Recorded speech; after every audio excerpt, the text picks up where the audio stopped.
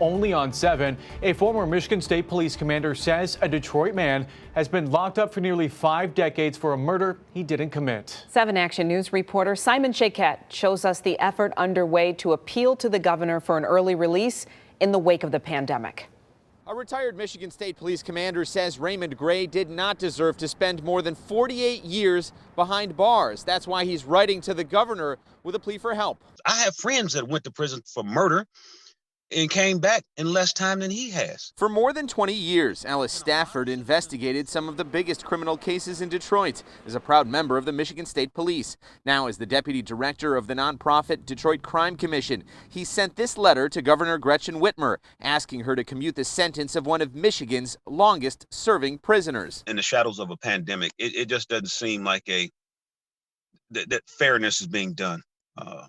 Again, I've known people who got out in 15 years for murder. Arrested back in February of 1973 in Detroit, Raymond Gray was found guilty of murder. Stafford says, despite the lack of physical evidence during a bench trial with no jury. His letter goes on to say questionable witness testimony back then, coupled with his own interviews of Gray and case review, leave him with no doubt the 68-year-old is innocent. In fact, we paid for the polygraph. Back in 2009, 7 Action News also highlighted growing calls for further review of this case. A genuine case of actual innocence. An online video is now detailing Raymond's story and showing the local artist's paintings from prison, where records show he's been a model inmate. I am so afraid that he will contract the virus.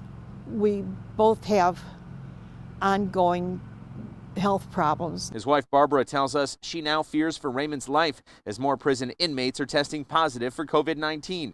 She's also sharing this GoFundMe page to raise awareness and help with legal expenses. He says he'd rather be free under a bridge than in prison. Raymond is currently locked up at a state prison in Muskegon. We are awaiting a response back from the governor's office for this story, and we put more information about this case on WXYZ.com. Simon SHAYKHET, 7 Action News.